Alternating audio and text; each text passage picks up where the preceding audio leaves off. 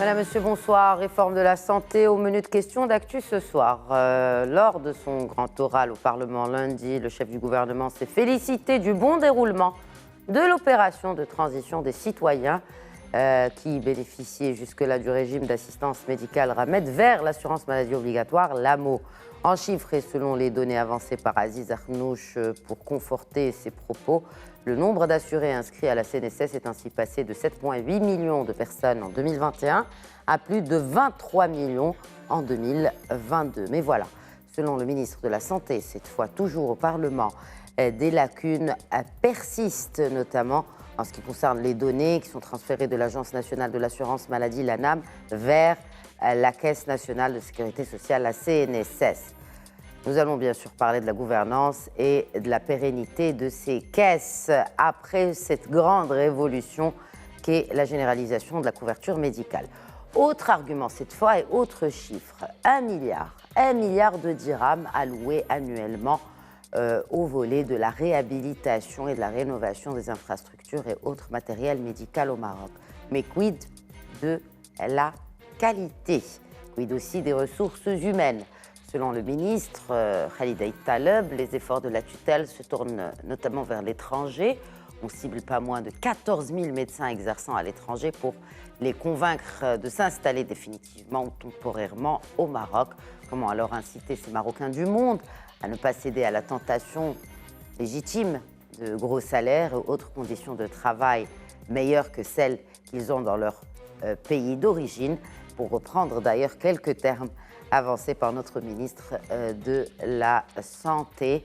Alors comment? C'est ce qu'on va essayer de traiter, entre autres, dans cette émission et avec nos invités. Tout d'abord, j'accueille professeur Youssef El Fakher, vice-président de la Fondation des médecins enseignants libéraux, également expert en économie de la santé et en télémédecine, également auteur de ce plaidoyer pour une réforme du système de santé au Maroc, sorte d'ordonnance, n'est-ce pas, docteur Fakher, pour une politique de santé 2.0. Bienvenue sur ce plateau. Merci de m'inviter, merci. Et j'ai également le plaisir renouvelé d'accueillir par Skype docteur Taïeb Hamdi, médecin et chercheur en politique et système de santé, vice-président de la Fédération nationale de la santé, la FNS. Bonsoir Taïeb Hamdi, merci de vous joindre à nous. Bonsoir et merci de m'avoir invité. Alors justement, je m'adresse à vous pour ma première question et ce bilan de l'opération de basculement du RAMED vers l'AMO. Au total, près de 3 millions de travailleurs non salariés se sont inscrits à la CNSS en 2022. Oui, je pense que le pari a été réussi sur le plan donc, de législation, sur le plan administratif, sur le plan de recrutement, sur le plan de cadre légal. Le basculement de tous les ramédistes d'une manière automatique, sans procédure aucune, pour bénéficier de la CNSS, également des indépendants, des professions libérales, des agriculteurs et autres. Donc, je pense sur ce volet, on marque un succès. Maintenant, est-ce que c'est tout le succès? Pas du tout.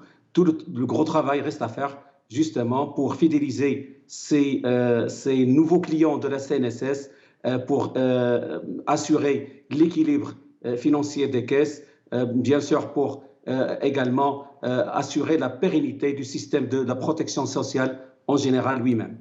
Alors justement, vous faites allusion à cette pérennité de ces systèmes. Quels sont les mécanismes que vous pensez être efficients, Youssef El Fakher, pour justement réguler et garantir l'équilibre financier de ces caisses?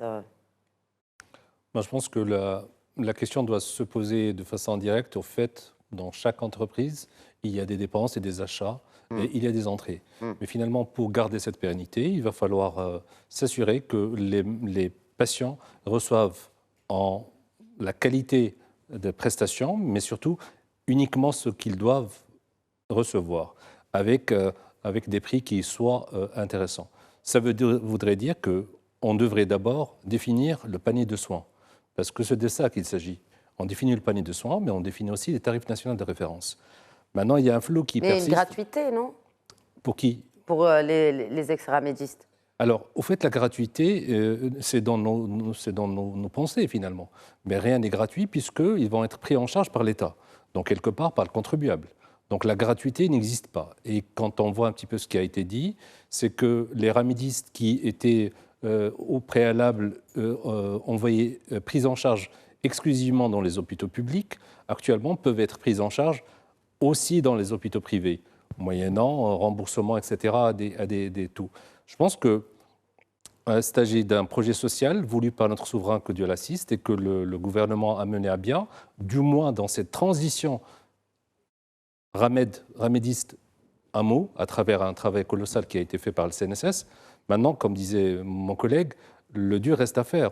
On ne peut pas faire bénéficier quelque chose comme 24 millions de personnes sans avoir défini au préalable quels sont les paniers de soins, c'est-à-dire quels sont les soins auxquels ils vont avoir droit à 100%, à 80%, etc. Sachant que dans la population générale, quand on disait être jeune, il y a de plus en plus de personnes de plus de 60 ans. 2050, c'est un citoyen sur 5. Mais surtout, on a énormément de patients qui ont des maladies longues et coûteuses, qu'on appelle les ALD et les ALC, qui coûtent énormément cher à l'État. Ils représentent 3%, mais ils consomment plus de 50%. Donc, en fait, l'équilibre, comme pour revenir à la question, c'est d'abord de définir exactement quel est le panier de soins auquel a le patient et surtout qu'il y ait un circuit de patients pour qu'il n'y ait pas de déperdition. Bon nombre de patients font plusieurs examens de biologie, de radiologie, etc. Donc il y a besoin, et je pense qu'on va y revenir, d'avoir un dossier patient informatisé qui comporte l'essentiel de l'histoire du patient, et pour éviter que le patient ait besoin de refaire 3 ou 4 examens ou qu'il y ait des déperditions, et qu'il y ait un véritable dossier qui accompagne le patient, qui soit transféré et partagé par l'ensemble des médecins pour le bien du patient, mais aussi pour les données du ministère de la Santé ou de l'organisme qui gérera ce côté-là, pour avoir une visibilité par rapport aux pathologies fréquentes et au ciblage des politiques de santé. Docteur Hamdi, je voudrais revenir justement avec vous avant d'avoir aussi votre input par rapport à cette question de gestion et par rapport à ce parcours de soins à définir. J'imagine que ce devrait être l'étape logique après l'inscription de toutes les personnes bénéficiaires. Mais avant, je voudrais parler de cette gratuité des soins. Est-ce qu'elle est vraiment gratuite? Certes, l'État paye, mais aussi le patient, bien qu'il n'ait recours à des services de l'hôpital public. Parce qu'on a tendance à l'oublier aussi. Effectivement, comme l'a dit le professeur Fakir, il n'y a pas de gratuité. Il y a toujours quelqu'un qui paye. Maintenant, est-ce que c'est la personne elle-même qui paie pour soi-même, ou l'employeur, ou l'État, l'employeur, ou bien c'est le budget général, ça veut dire c'est l'impôt. On prend de l'impôt, on prend de l'argent de tout le monde pour financer un service. Alors maintenant, pour les ramédistes, c'est l'État, c'est l'impôt. Donc, c'est une contribution solidaire. Non, mais le patient paye aussi, docteur Hamdi. Oui, on va revenir justement, parce que ça fait partie des mécanismes, ça fait partie de la réponse à votre question. C'est le financement du système de santé. Normalement, il y a les familles. Normalement, ça ne doit pas dépasser les 20%. Et il y a l'assurance maladie. Il y a l'assurance maladie qui doit prendre le reste en charge. Généralement. Donc, assurance maladie ou État ou autre, peu importe. Dans notre système, c'est l'assurance maladie. Or, actuellement, sur les 70 milliards de dirhams de dépenses de santé au Maroc, on a 50% sont pris en compte, sont pris en charge directement par les ménages. Et ça, c'est beaucoup.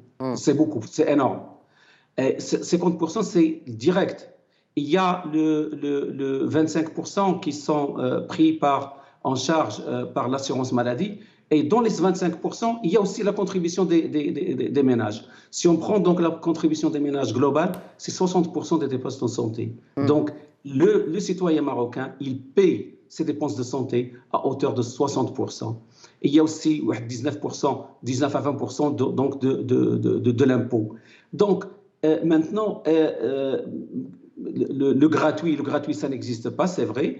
Mais aussi, même pour les personnes qui sont assurées, qui ont une assurance maladie, qui ont la CNSS ou la CNOPS ou autre, ils payent de 30 à 50% de leur poche, c'est-à-dire le reste à charge. Le reste à charge, c'est énorme. C'est de 30 à 50%. C'est beaucoup. Sans parler du black.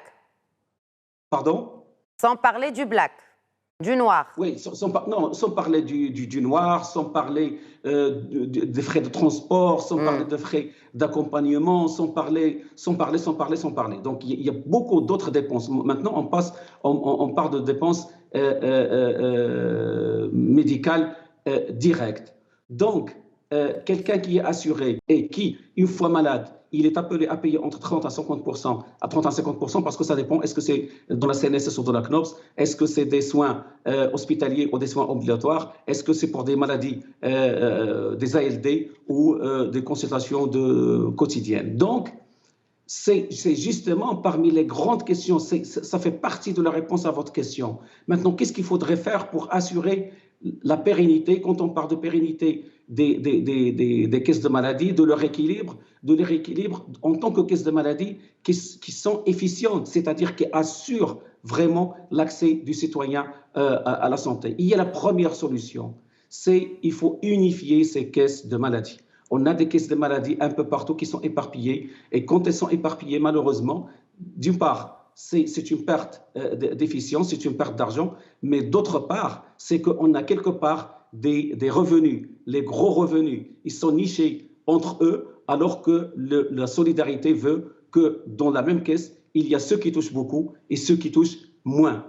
Donc c'est la première solution. La deuxième solution, il n'y a pas plusieurs solutions si on part sur le plan financier. Il faut soit augmenter les cotisations et l'État sera obligé d'augmenter les cotisations dans les années à venir, certes, au moins pour certaines catégories, je fais allusion à la CNOPS, mais aussi il faut optimiser et rationaliser les dépenses. Mais dans tout cela, il y a des mécanismes, il y a des leviers, il y a des outils qu'on peut faire intervenir pour ce qu'on appelle la maîtrise médicalisée des dépenses. C'est-à-dire, on va maîtriser les dépenses sans ni rabaisser le panier de soins, ni demander plus de cotisations. C'est le parcours de soins coordonné, c'est le protocole thérapeutique, c'est la révision de la TNR pour réguler le privé, c'est rendre le secteur public plus attractif. Plus on a un secteur public attractif, moins les charges, moins le coût sera grand.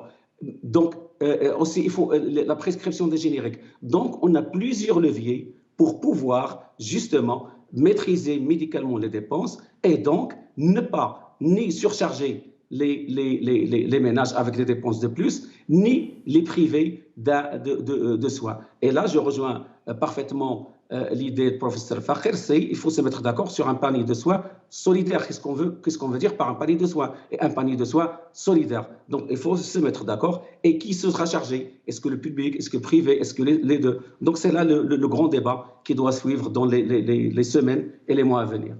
Et cela certainement aura un coût, et notamment financier, puisque vous en parliez tout à l'heure, mais pas que, pour accompagner justement ce shift vers une organisation en bonne et due forme de ce dossier des soins. Il faut peut-être penser à la digitalisation, mais avant déjà, mettre tout à plat, j'ai envie de dire, et rapprocher le public du privé. Donc concrètement, professeur Fakher, est-ce que déjà c'est possible, compte tenu de ce dont on dispose déjà actuellement, et aussi ne serait-ce que sur cette question de tarif national de référence?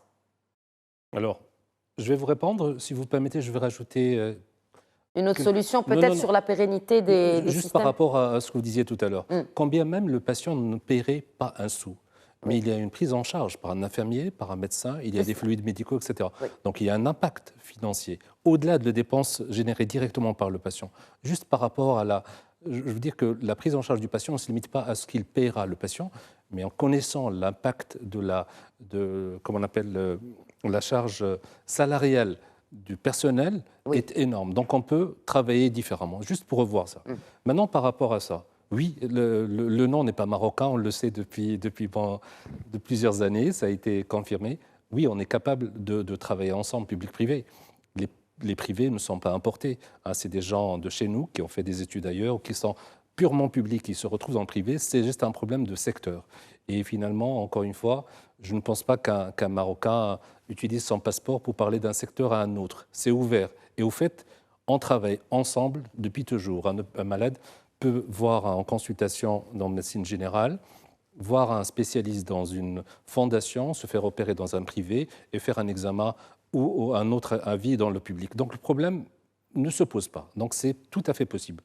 Maintenant, il faut qu'il y ait une volonté politique. Il faut surtout arrêter de confronter les deux secteurs. Ils sont complémentaires, ils ne sont pas fratricides. Comment aujourd'hui, comment sont-ils complémentaires? C'est bien beau de vous écouter et de dire qu'effectivement, je vous donne mon avis. Le privé travaille en concertation, pas en concertation, mais en tout cas main dans la main avec le public. Mais dans la réalité des choses, combien aujourd'hui de médecins opèrent dans le public de tous les médecins? Il me semble que c'est moins de 20%. Alors, on est 30 000 médecins au Maroc. 50%, pratiquement un peu plus de 50% sont dans le privé, le reste est dans le public. Et parmi les 50%, pratiquement la moitié sont dans le généraliste et les autres sont spécialistes. À aucun moment j'ai dit qu'ils travaillaient main dans la main, parce que le privé, il travaille dans sa structure, etc. Mais on travaille en collaboration. C'est deux choses différentes. On collabore, puisque finalement, c'est simple. Justement, avec des exemples, peut-être rapprochez-nous un peu de cette collaboration qu'il y a entre les médecins du privé et ceux du public. Bien sûr. Alors, je vais parler d'une pathologie, par exemple le cancer, où il y a des chirurgies très lourdes. Je vais parler, par exemple, des métastases du foie. Et on sait que, par exemple, l'Institut national de la Rabat ont une équipe qui sont très spécialisées et qui ont beaucoup développé la prise en charge de ces cas difficiles. Donc finalement, le privé doit savoir qu'il y a une hiérarchie de prise en charge. Il y a des choses qu'on peut faire dans un petit hôpital, dans un grand hôpital. Et donc on peut adresser le patient pour un complément de prise en charge, puisqu'on sait que c'est là où il va le faire. Donc finalement, ce que je disais tout à l'heure, il faut une volonté politique pour revoir un petit peu. Au Maroc, on parle des cliniques, elles sont pratiquement toutes semblables. Sauf que quand on parle, par exemple, des structures hôtelières, on sait qu'il y a 2 étoiles, 3 étoiles, palace, etc. Mais il va falloir faire ce travail pour les cliniques. Et on saura qu'une clinique 2 étoiles ne peut pas toucher à une pathologie mammaire du sein. Pourquoi? Parce qu'il n'en a pas les compétences. Pas parce que l'écosystème de cette clinique ne le permet pas. Donc il va falloir faire un travail pour savoir quelles sont les cliniques qui sont polyvalentes, qui peuvent faire l'accouchement, d'autres qui peuvent faire de la chirurgie de pointe, de la cancérologie de pointe, de la chirurgie cardiaque de pointe. Et c'est un travail à faire. Quand on le fera, finalement, on saura que ce patient-là ne peut pas se faire dans cette clinique, puisque automatiquement, dans la région, il perd. Donc, il y a un travail de fond. Et donc, c'est ce que je pense qu'on va y arriver. On a besoin d'une gouvernance, et la gouvernance, actuellement, depuis des années, le ministère de la Santé produit des soins et il construit des hôpitaux.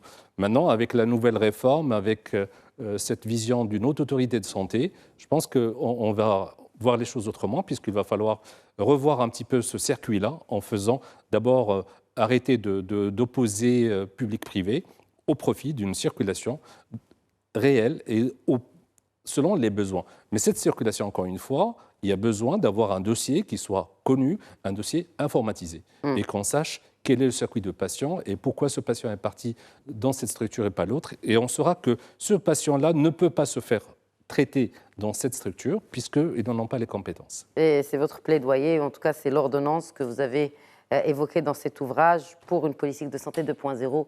Cela implique aussi justement cette digitalisation de l'offre de santé. Nous y reviendrons certainement.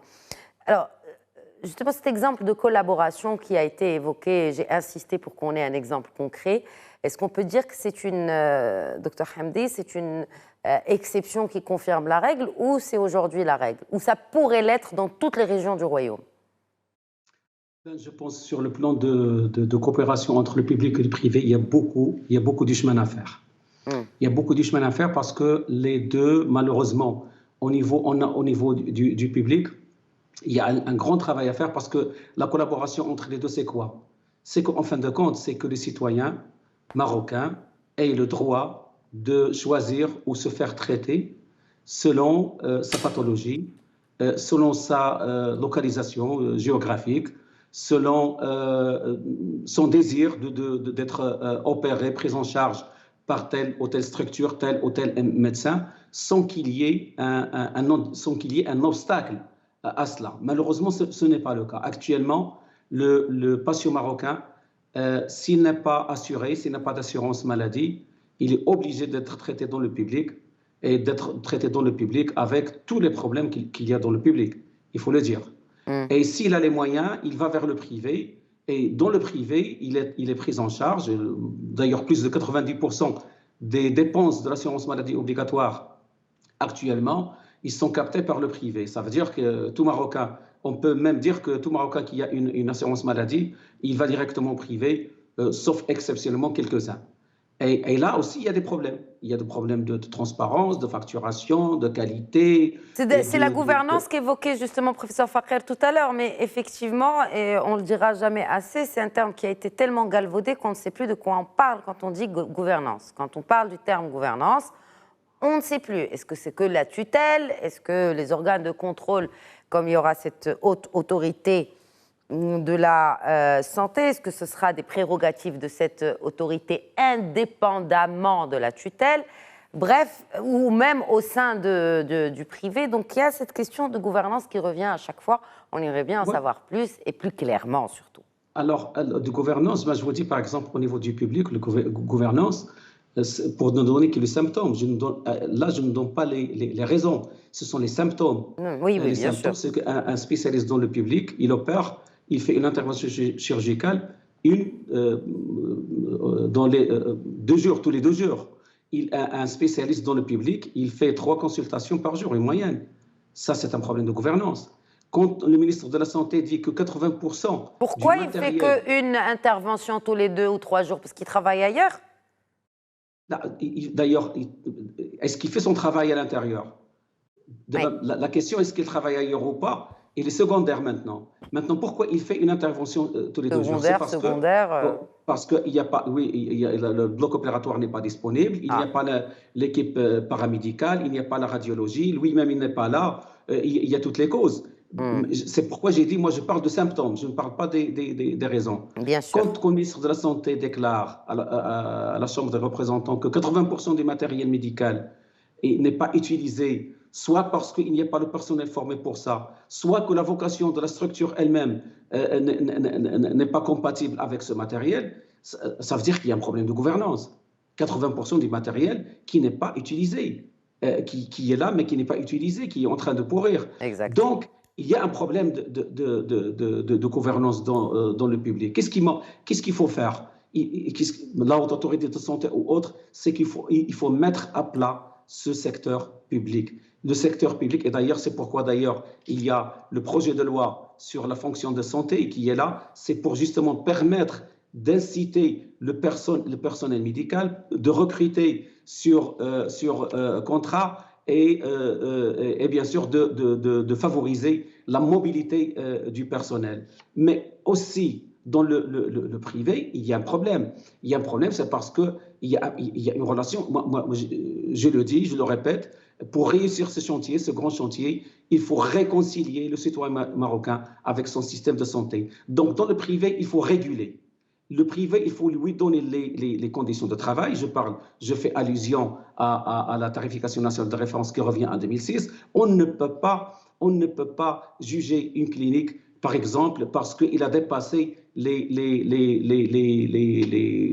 frais qui sont la tarification qui est de 2006. C'est impossible. Mais il faut mettre à jour cette tarification nationale de référence et une fois à jour et qu'il est acceptable et accepté par les établissements de santé, il faut que ça soit appliqué et il faut que ça soit respecté. Et donc, il faut réguler dans le privé et il faut changer, il faut aménager, il faut une bonne gouvernance dans le public. Et il faut le rappeler, la pandémie de Covid-19 l'a montré.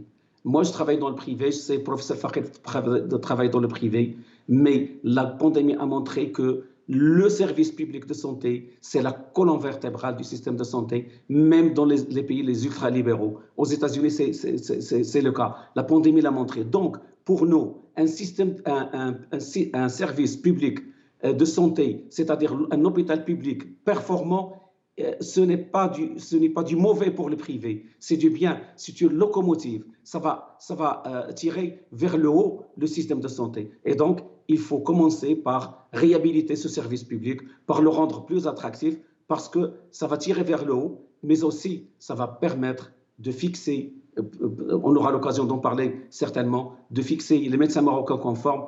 On a 14 000 Marocains qui travaillent dans le médecins marocains qui travaillent dans le privé, 14 000 qui travaillent dans le public et 14 000 qui travaillent à l'étranger. Donc les médecins marocains à l'étranger, c'est tout un secteur qui est à part. Oui, et oui. ça, c'est grave. Et 30% des médecins marocains, chaque année, qui sont formés chaque année, ils partent à l'étranger. Ils partent, ça, absolument. Nous y viendrons. Nous y viendrons, mais je veux juste qu'on s'arrête encore une fois sur les détails de l'opérationnalisation ou comment asseoir réellement cette gouvernance. Est-ce qu'il s'agit ici du rôle de l'administration centrale qui jusque-là a montré ses limites, notamment en ce qui concerne une répartition régionale équitable, que ce soit en termes de ressources humaines ou aussi d'infrastructures et de matériel médical, où il faut déléguer? Est-ce que l'administration centrale, aujourd'hui, peut déléguer cela à ce qu'on appelle aujourd'hui les groupements territoriaux de santé? Professeur Fakhel. Alors, je pense que la question, c'est pour le secteur public. Oui, la publique, bien sûr. Je pense qu'on en a parlé l'autre fois, c'est qu'il va falloir raisonner et gérer avec un raisonnement privé la chose publique. Il n'y a pas entre les deux. Il faut savoir auditer, il faut avoir un rendement, il faut avoir des performances, il faut avoir... on parlait tout à l'heure de collaboration et de complémentarité au lieu que ça soit une confrontation. Qui dit aujourd'hui qu'un hôpital de grande envergure, un régional, continue à faire ce qu'on appelle dans notre jargon de la bobologie, une appendicite, etc. Bien sûr, il faut des urgences. Mais si on réhabilite cet hôpital, on le met à un niveau, mais d'un niveau excellent, avec le personnel qui va avec le matériel qui va avec, et il fera de la grande pathologie ou la pathologie des urgences, et on en a besoin. Et là, on saura qu'on laissera des secteurs pour le privé, des secteurs pour les CHU et des secteurs. Et c'est là où on va faire un circuit. Complémentarité que vous évoquiez tout à l'heure. Là, on va faire, qu'est-ce qu'on va faire? On va essayer de faire que l'hôpital soit attractif. Non, c'est juste pas impossible. Quel est le sujet? Le sujet, c'est de réconcilier le citoyen avec son secteur de santé.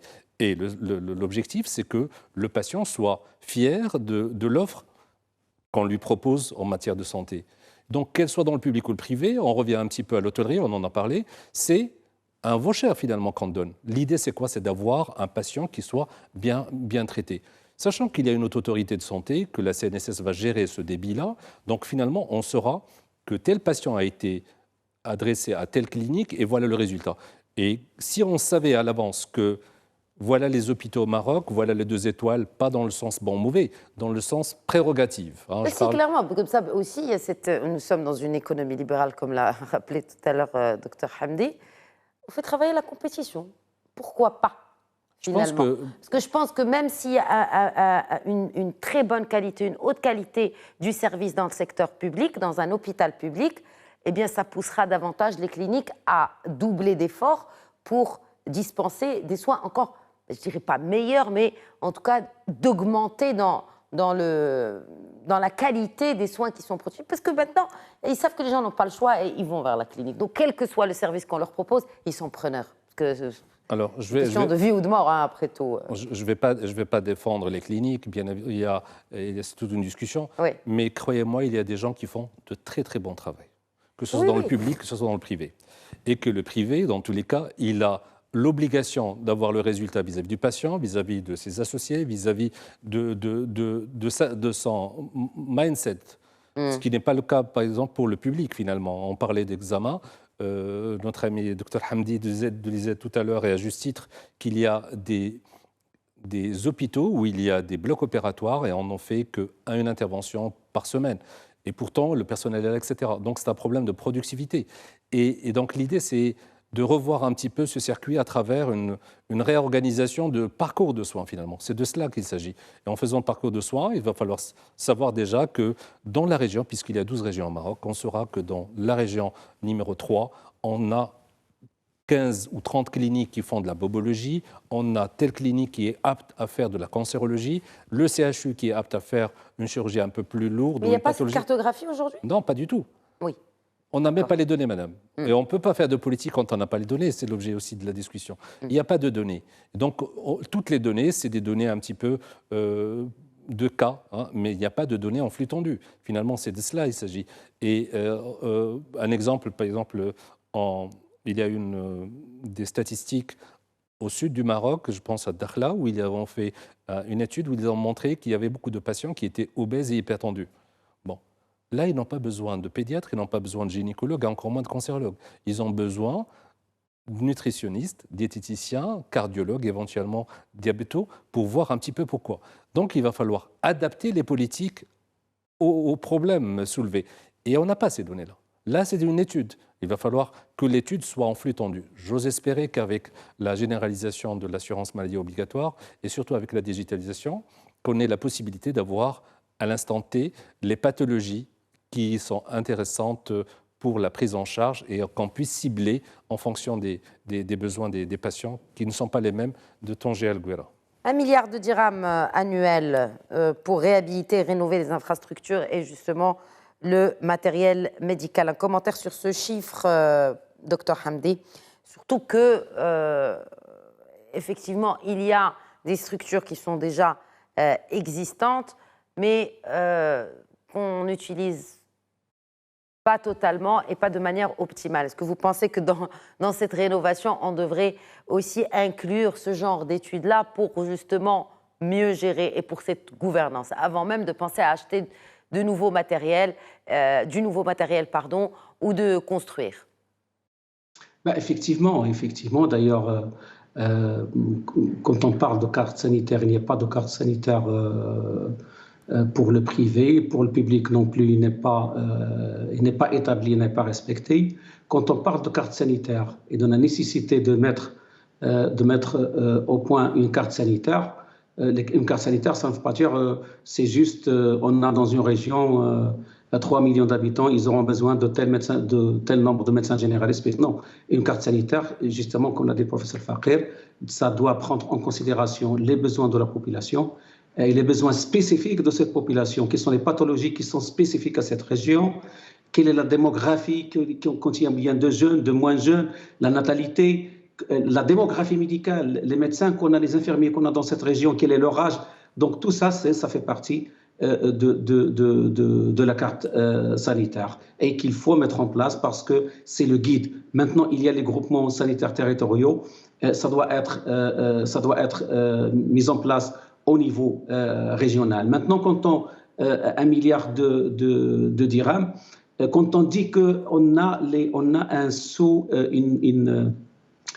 on n'utilise pas d'une manière optimale ni les ressources humaines qu'on a, ni les bâtiments, ni les équipements qu'on a. Ça ne veut pas dire que ce qu'on a est suffisant. Ce qu'on a est très insuffisant. Oui. Mais pire encore, c'est ce qu'on a, on ne l'utilise pas d'une manière optimale. Maintenant, 1 milliard de dirhams, par exemple, si on parle d'hôpitaux, on a au Maroc un lit pour 1000 habitants. Nos voisins, c'est 2-3 fois. L'Espagne, la France, c'est 6-7 fois. Le top, c'est le Japon, c'est 14 lits pour 1000 habitants. Donc, on a du chemin à faire en ce qui concerne l'offre hospitalière. Et ce n'est pas 1 milliard de dirhams qui va faire la chose. Mais il faut travailler sur les deux volets. On ne peut pas tout changer d'une année à l'autre, d'un jour à l'autre. Mais il faut travailler sur les deux. C'est optimiser ce qu'on a, mais aussi il faut renforcer cette offre de soins sur le plan de ressources humaines, mais aussi sur le plan d'hospitalisation. Bien sûr, il faut multiplier les budgets d'une part, et il faut encourager l'investissement. Là aussi, c'est là l'essence, c'est là l'esprit du partenariat public-privé.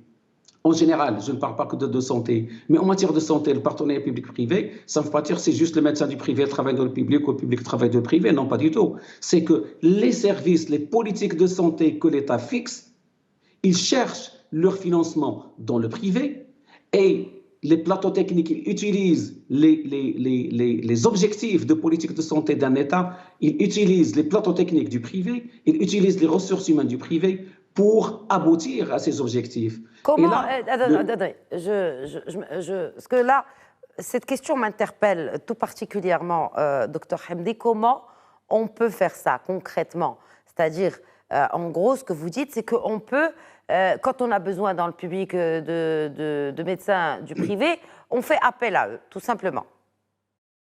Je vous donne un exemple. Par exemple, maintenant, les cabinets, je parle de cabinets de médecine générale qui sont implantés dans les quartiers, qui sont à côté de la population. Pourquoi ne pas considérer que ces cabinets de médecine générale, de médecins spécialistes, comme faisant partie de la carte sanitaire du ministère de la Santé? C'est-à-dire, moi, j'ai besoin de faire vacciner mes enfants, les enfants de la ville, du rural, qu'ils se fassent vacciner dans le public ou dans le privé. Quand j'ai une politique de suivi de grossesse, que ce soit dans le privé ou dans le public, quand j'ai besoin de combattre la tuberculose, que ce soit dans le public ou dans le privé, la planification familiale, la contraception, dans le public ou dans le privé. C'est-à-dire qu'il faut prendre, pour moi, un cabinet de médecine générale ou de spécialistes dans un quartier. Il doit faire partie de ce réseau de santé. Surtout que maintenant, on a une généralisation de l'assurance maladie obligatoire. C'est-à-dire, un centre de santé où il y a 100 personnes qui attendent une consultation, qui dure généralement 3 minutes à 9 minutes, donc dans des conditions qu'on connaît, alors qu'on a des cabinets qui sont à côté et bien sûr qui peuvent contribuer à atteindre les objectifs de santé publique. Maintenant, le privé, qu'est-ce qu'il fait? J'ouvre une clinique, je fais mon travail, les gens qui se présentent, j'opère, je fais des consultations et ils partent. Dans le cabinet, c'est la même chose. Il n'y a pas d'objectif. Même, est-ce que le privé participe même à la collecte des données épidémiologiques? Pas du tout. Personne ne lui demande quoi que ce soit. Personne ne met le public. Donc, maintenant, il faut que ça change. Il faut que le public, que le privé, justement, soit un partenaire. Il faut qu'il soit considéré comme faisant partie intégrante du système de santé national. Et là, c'est le vrai partenariat du public et du privé en matière de services, en matière d'investissement. Il faut chercher l'investissement dans le capital. Il faut chercher même investissement étranger pour booster, bien sûr, parce qu'on a beaucoup. Et le Maroc, c'est un grand marché pour la santé. C'est un très grand marché pour la santé. Il faut juste savoir, il faut vendre son produit. Et je pense qu'il y aura beaucoup d'investisseurs qui peuvent s'implanter. Mais il faut que le cadre juridique, il faut que la transparence, il faut que la TNR soit revue. Sinon, personne ne viendra investir. Oui, et il faut surtout des médecins et du personnel médical. Parce que sans ça, on peut installer les cliniques qu'on veut. Même dans les meilleurs pays en Europe, les plus grandes puissances européennes aujourd'hui sont en manque de personnel médical. Et d'ailleurs, ils piochent chez nous. Bon, alors, d'où les 14 000 médecins. Et justement, je veux vraiment qu'on se focalise là-dessus, sur ce qui reste de cette émission. Vous êtes, professeur Fakher, donc le vice-président de la Fondation des médecins enseignants libéraux. D'abord, avant de parler de ces médecins qui sont installés à l'étranger, parlons de la condition du médecin au Maroc. Bien sûr, dans le public et dans le privé. Alors, si vous me permettez, si vous me donnez 30 secondes pour compléter la question. Alors, vous parlez tout à l'heure d'1 milliard de dirhams. C'est ce qu'on appelle aux États-Unis, il y a un adage qui dit « jeter de l'argent au problème ». On n'a pas encore défini les vrais problèmes. Donc, on ne peut pas donner un budget si on ne connaît pas les besoins. En fait, on fait une ordonnance sans réel diagnostic. Tout à fait. Et donc, on ne s'attend à rien du tout. On s'attend à tous les ans reconduire le même... Donc, on refera toujours la même chose. Deuxièmement, vous posiez la question tout à l'heure, comment un truc pratique. On copie beaucoup la France quand on lit ce qu'on appelle le GIE, les groupements d'intérêt économique. L'hôpital prend un espace, construit, il met une IRM 5 Tesla, pour ne pas dire les choses qui existent, une IRM. Et donc, il donne le lundi, mardi, c'est public, mercredi, jeudi, c'est pour le privé, et puis les gens travaillent. Et voilà, donc il y a cette possibilité, il y a ça, on peut définir. Alors maintenant, je reviens sur vous me posiez la question sur la part des enseignants dans l'offre de soins en matière d'enseignement, je suppose, pas dans le cadre de soins. Déjà, moi, je parlais, avant même qu'on parle d'enseignement, parce qu'effectivement, la formation est tout aussi importante et on manque d'enseignants au Maroc. On ne manque pas que de médecins, vous faites bien de le rappeler. Mais avant, déjà, la condition du médecin, aujourd'hui, au Maroc. La condition du médecin, voire même de la formation jusqu'à ce qu'il exerce. Bon, je pense que je ne vais pas enfoncer un clou, c'est déjà connu. Donc, d'abord, c'est des études longues et astreignantes. Deuxièmement, elles ne sont pas adaptées, le salaire ou les conditions de travail ne sont pas adaptées au travail fourni. Et on a vu, malheureusement, il y a eu quelques cas malheureux qu'on a déplorés, que ce soit le suicide d'un des collègues internes de CASA dans un cadre de burn-out ou alors de pression interne, parce que finalement, le chef de service ou le métier de médecine, surtout dans les CHU, demande à ce qu'il y ait une abnégation, un travail continu, etc. On est humain. Et de temps en temps... de la gouvernance aussi et de la transparence, parce qu'après, il y a des pratiques qui risquent d'être un peu douteuses, de l'avis de beaucoup d'étudiants médecins et d'internes. Ceci étant, vous me parlez d'information, malheureusement, il n'y a pas de rénovation, il n'y a pas une adaptation des besoins réels.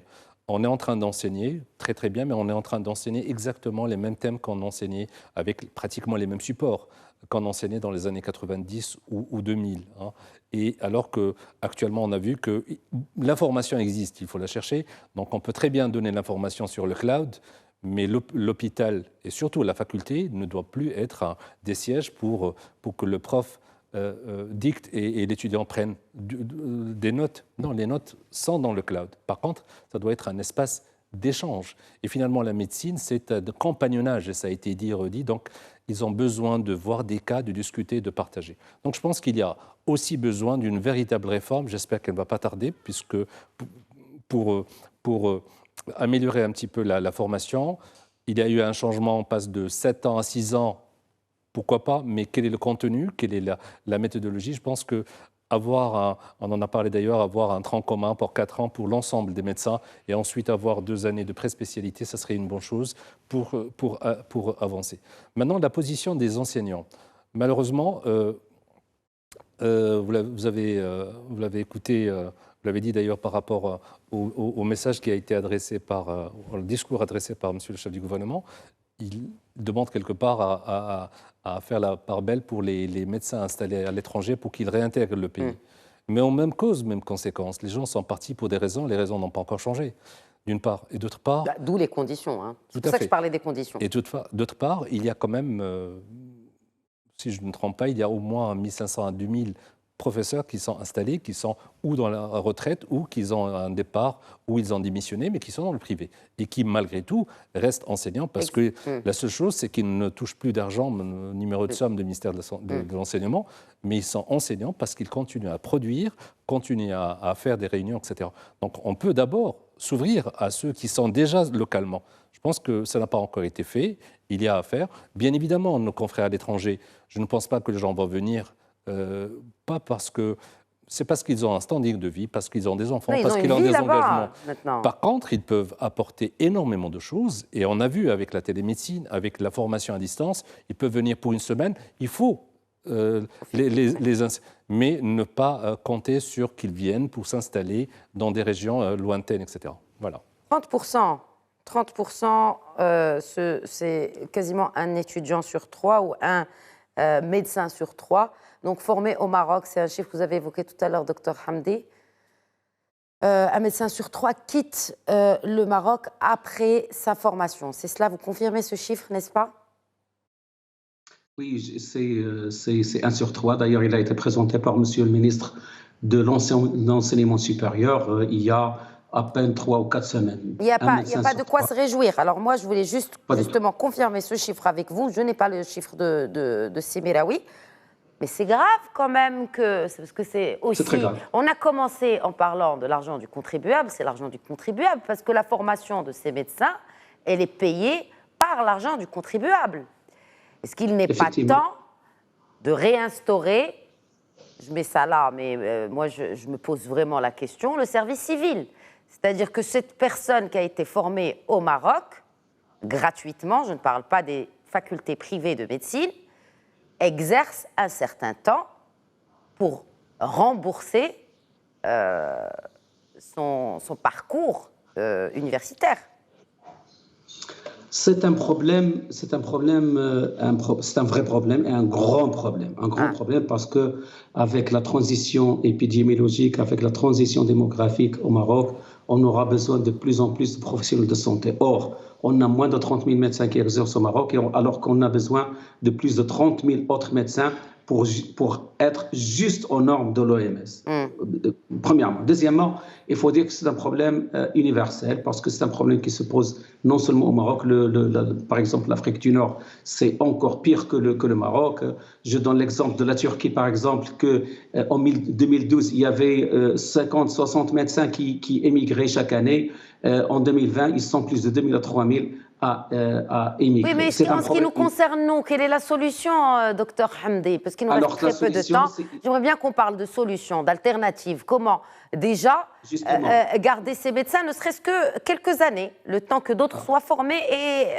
Et déjà, ça va peut-être pas régler définitivement le problème, mais il faut aussi penser à des alternatives, à ce qui se fait. Bien sûr, ce problème, et d'ailleurs, si ce problème ne se posait pas en Europe, on aurait, ou au Canada ou dans d'autres pays occidentaux, on n'aurait pas ce problème de ressources humaines aujourd'hui au Maroc.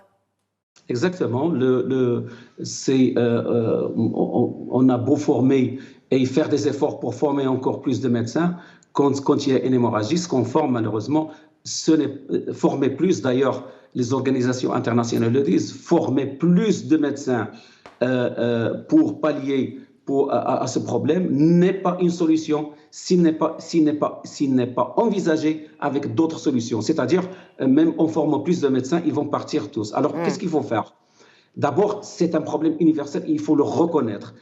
Nous sommes dans un monde mondialisé, la mondialisation des personnes, des services, des médicaments, la mondialisation des maladies, la mondialisation des procédures scientifiques, la mondialisation même des patients. Il y a le tourisme médical, c'est normal qu'il y ait une mondialisation des ressources humaines. Maintenant, le problème, c'est que dans l'hémisphère nord, il y a de plus en plus d'appels. Parce qu'après la Covid-19, ça s'est accentué. Mais avant, dans les pays du Nord, oui, les étudiants font de moins en moins dans la médecine parce que ce sont des études longues qui ne sont pas... Les rémunérations, ce n'est pas plus important qu'un ingénieur qui fait un bac plus 4 ou plus 5 et avec une responsabilité médico-légale de plus en plus difficile. Donc, c'est dans ce contexte international que le Maroc doit trouver des solutions. Et le Maroc, il y a une étude qui a été publiée en début 2022. La question a été posée aux étudiants de dernière année de médecine. Est-ce que vous envisagez de partir à l'étranger? 71%, ils ont dit oui. Pourquoi? Oui. 99%, la rémunération. 99%, les conditions de travail, la formation et l'image du médecin dans la société. Donc, si on doit travailler, il faut travailler sur ça. Et travailler sur ça, il ne faut pas compter sur le retour. Moi, j'ai fait des réunions avec des médecins marocains qui sont à l'étranger, dans le cadre même des compétences médicales marocaines à l'étranger, et des médecins qui sont déjà installés à l'étranger, qui ont fait leur carrière, qui ont fait leur famille, qui ont fait leur vie sociale impossible, qu'ils retournent définitivement. C'est très difficile. Il y aura du retour, mais pour des raisons sociales. C'est surtout, il faut profiter de ces compétences marocaines, de ce secteur de 14 000 médecins marocains, il faut profiter pour qu'ils puissent aider. Et il y a des outils, il y a des moyens, on peut en parler. Mais maintenant, il faut revoir les médecins marocains. 36% des Marocains veulent que leurs enfants deviennent des médecins. Mais les conditions de médecins, malheureusement, ne sont pas...